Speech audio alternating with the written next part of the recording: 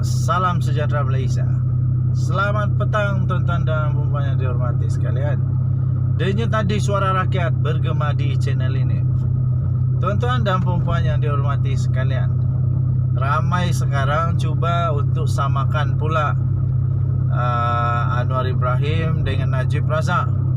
Selepas apa yang dibuat yang sangat luar biasa daripada anak Najib sendiri, yang dia bandingkan, bukan bandingkan, dia samakan. Kalau bandingkan okey, kalau dia samakan itu pelik. Apabila anak Najib samakan ayahandanya Najib Razak dengan Nelson Mandela, pejuang kebebasan dunia yang mendapat gelaran, mendapat pengiktirafan Nobel Prize keamanan, dan juga dia turut menyamakan bapanya dengan Nabi Yusuf alaihissalam. Kali ini mau disamakan pula Najib Razak dengan Anwar Ibrahim. Rupa-rupanya disamakan Anwar Ibrahim dan Najib Razak kerana Anwar Ibrahim pun rupa-rupanya pernah masuk ke HRC, iaitu Pusat Rehabilitasi di Ceras. Jadi dia pun rupanya pernah masuk di sana. Tetapi tuan-tuan dan puan-puan yang dihormati sekalian, ada persamaan tapi perbezaannya jauh. Apa bezanya? Ialah Najib Razak belum pun sebulan masuk di penjara, sudah menikmati pula, minta maaf, bukan itu perkataan yang sesuai kot. Sebab orang sakit mana boleh menikmati. Sudah dia pun merasa sakit, akhirnya dihantar ke hospital KL. Lepas itu ada ura-ura mau PIJN tapi tak jadi. Kemudian dihantar ke pusat rehabilitasi di Ceras. Ceras. Itu cerita Najib. Cerita Anwar pula, dia hanya masuk di tempat itu selepas dia bertahun-tahun di penjara. Bertahun-tahun di penjara tuan-tuan dan puan yang dihormati sekalian. Jadi amat berbeza. Yang satunya cepat sangat, yang satunya dia memang betul juga kena hantar tapi lama dulu. Okey, jadi dua-dua pun nak kena hantar rupanya. Jadi memang Jabatan Penjara Negara Malaysia adalah satu badan yang bagi saya okey, no problem.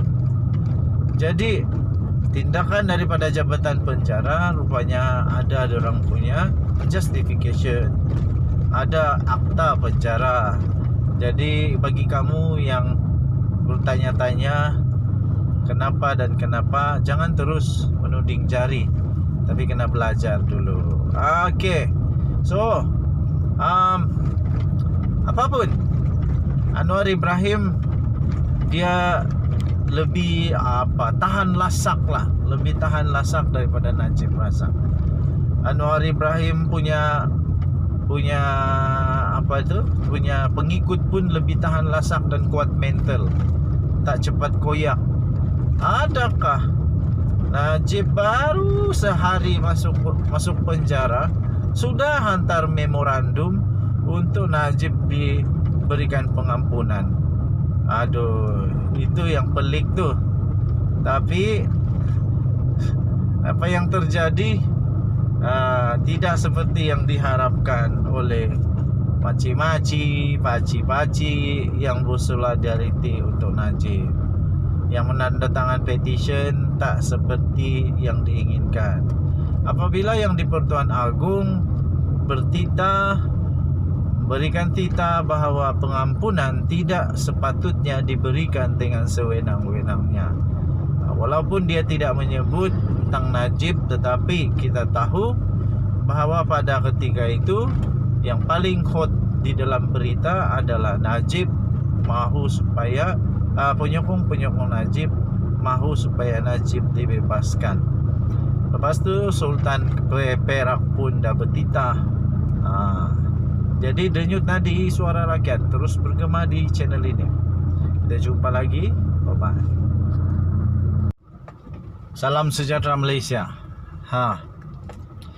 Tuan-tuan dan puan-puan dihormati sekalian, terbukti Badan Kehakiman dan Perundangan Negara Malaysia berada di tempat yang terbaik sekarang. Ketika Zahid Hamidi dan juga ramai lagi yang lain mempersoalkan Badan Kehakiman Negara, sampai ada yang duk serang Kehakiman Negara, Perdana Menteri pun kena. Tapi terbukti pada hari ini, tuan-tuan dan puan-puan yang dihormati sekalian, bahawa Badan Kehakiman Negara Malaysia seperti yang dikatakan oleh Tengku Razali Hamzah dan juga bekas Ketua Hakim Negara, bahawa sekarang ini negara Malaysia punya Badan Kehakiman dan Perundangan adalah yang paling bebas pernah ada. Dibuktikan pada hari ini dengan keputusan yang menyebelahi Zahid Hamidi. Nasib baiklah Zahid Hamidi menang. Kalau Zahid Hamidi kalah, anda tahu lagi lah apa lagi komen diorang. Tapi syukurlah, sebab ini hikmah dia. Kemenangan, tahniah diucapkan kepada Zahid Hamidi. Dengan kemenangan Zahid Hamidi ini, dengan dilepaskanlah Zahid Hamidi, maka terbuktilah bahawa segala tomahan ramai orang salah. Jadi kali ini Zahid pun betul-betul sedarlah. Zahid pun sedar dan Zahid pun pasti perlu untuk mengakui bahawa Badan Kehakiman Negara Malaysia betul-betul bebas. Badan Kehakiman Negara Malaysia tidak dikontrol oleh mana-mana kuasa politik atau kuasa orang dan sebagainya. Betul tindakan Perdana Menteri apabila beliau tidak campur dalam apa-apapun kes mahkamah, perundangan dan apa sajalah. Apabila hari ini dibuktikan tanpa sebarang campur tangan, tanpa sebarang gangguan, tanpa sembarang apapun yang dilakukan, kalau keadilan muncul, tetap kebenaran akan menang. Hari ini kebenaran, Zahid Hamidi menang. Tahniah. Dan nasihat pula kepada semua penyokong-penyokong yang tak menyokong Zahid Hamidi. Kamu terimalah kenyataan bahawa Zahid Hamidi menang dengan kebenaran.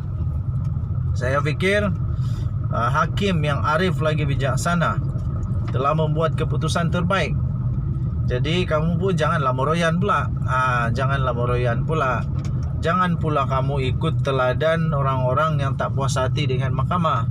Tenang-tenang saja. Kita patut ucap tahniah kepada Zahid Hamidi. Walaupun begitu, tuan-tuan dan puan-puan, ada satu lagi kes Zahid Hamidi. Yang ini 40 pertuduhan. Ada satu lagi kes Zahid Hamidi yang masih berjalan sekarang ini. Yang ini lebih besar, 47 pertuduhan, yaitu rasuah, pengubahan wang haram dan sebagainya dengan Yayasan Akal Budi. Yang ini berkaitan dengan dengan itu VLN. Yang satu lagi itu Yayasan Akal Budi. Yayasan Akal Budi, hakim dia lain, bukan hakim yang ini, tetapi ada satu lagi hakim, yaitu Colin Lawrence Sekora. Okey, jadi kita nantikan bersama-sama apa keputusannya pula lepas ini. Harap lepas ini jangan pula marah-marah kalau Zahid kalah. Sudah terbukti bahawa hakim Perundangan Negara Malaysia bebas. Jadi selepas ini kalau kalah, jangan komplain pula, jangan serang hakim pula, jangan kata hakim tak betul pula. Sudah dibuktikan pun. Denyut nadi suara rakyat terus bergema di channel ini. Kita jumpa lagi.